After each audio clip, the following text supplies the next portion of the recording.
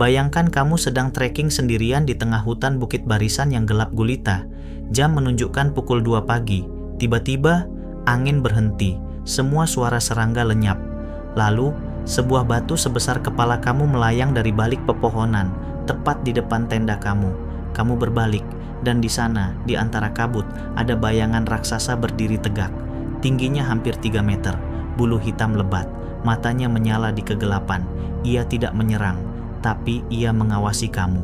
Apakah itu beruang, orang utan, atau orang gadang Bigfoot versi Indonesia yang sampai sekarang masih berkeliaran bebas di hutan Sumatera? Halo para penjelajah rahasia alam. Kalau video ini baru pertama kali kamu tonton, welcome to the channel yang selalu mengungkap hal-hal gila dari alam semesta. Hari ini kita akan bedah satu-satunya kriptid raksasa di Indonesia yang bukti jejaknya sudah tercatat sejak abad ke-14. Siap merinding? Nyalakan lonceng notifikasi sekarang karena video ini bakal bikin kamu ragu apakah hutan Sumatera benar-benar aman? Orang gadang. Namanya dalam bahasa Minangkabau artinya orang besar atau raksasa manusia. Di beberapa daerah disebut juga orang tinggi, hantu tinggi, orang mias, orang gonjong, bahkan orang gugu. Bukan mitos biasa seperti Garuda atau Leak. Ini kriptid, makhluk yang diklaim meninggalkan bukti fisik, jejak kaki raksasa, suara whistle aneh, dan batu-batu yang dilempar dari kegelapan. Berbeda jauh dengan saudara kecilnya, orang pendek yang tingginya hanya 1-1,5 meter dan lebih mirip hobbit berbulu. Orang gadang ini raksasa sungguhan, tingginya dilaporkan antara 2,3 sampai 3,7 meter, setara 2 sampai 3 orang dewasa berdiri di atas bahu satu sama lain.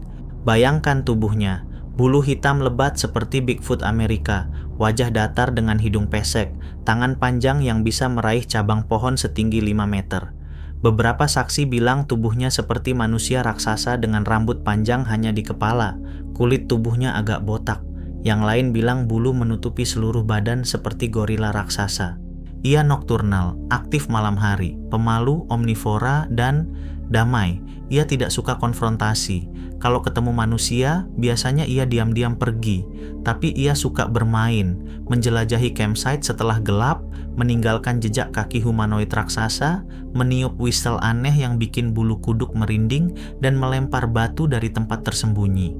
Suaranya, jeritan mengerikan seperti perempuan yang sedang kesakitan, disebut blood-curdling scream.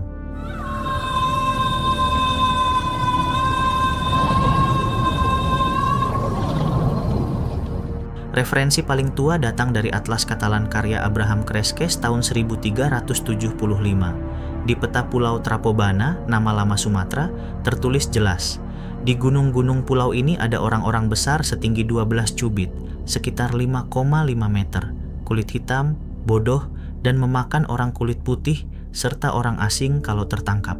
Abad ke-14 sudah ada catatan raksasa di Sumatera. Lalu tahun 1840, penjelajah Belanda terkenal Frans Wilhelm Junghun menemukan jejak kaki raksasa di lereng Gunung Kerinci, Sumatera Barat. Ia yakin itu bukan hewan biasa. Tahun 1923, ahli botani Ivan T. Sanderson mengklaim melihat jejak serupa di hutan Sumatera. Ia bahkan membuat cetakan plaster dan mengirim ke Museum Sejarah Alam London, tapi sayang, cetakan itu hilang misterius. Puncaknya, pakar kriptozoologi dunia Bernard Heuvelmans dalam buku legendarisnya On the Track of Unknown Animals 1972 mendokumentasikan jejak di daerah Rokan, Riau.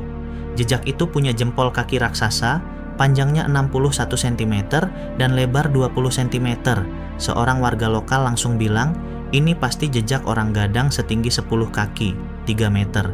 Tubuhnya seperti manusia, rambut panjang di kepala, tapi kulit tubuhnya agak botak.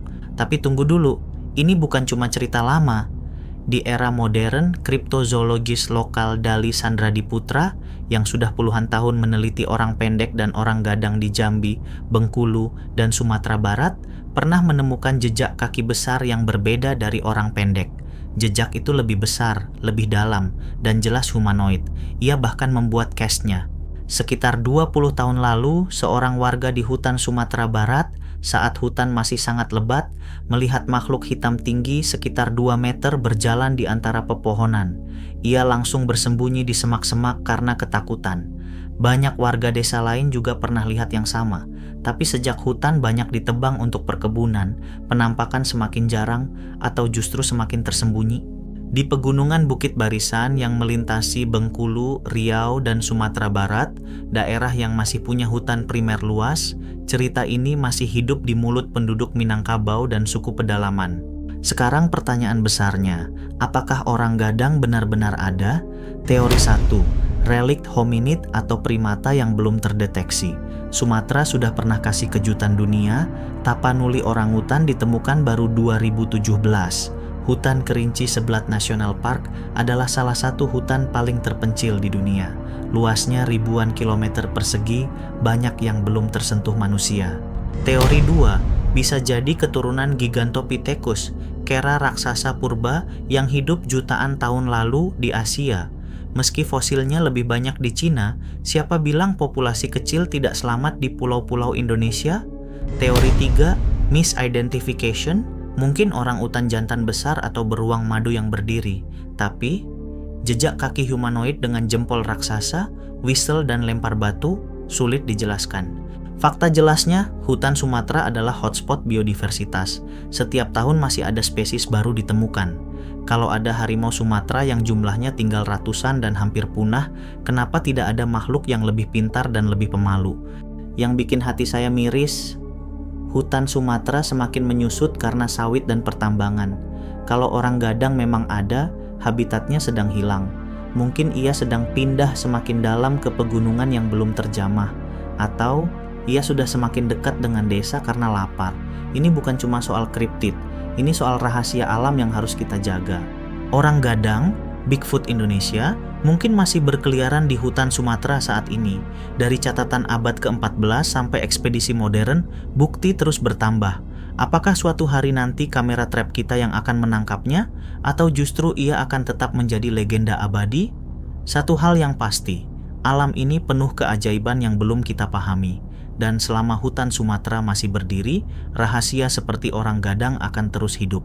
Kalau kamu benar-benar suka fakta-fakta gila, misterius, dan yang bikin gila ini beneran ada, jangan cuma nonton doang.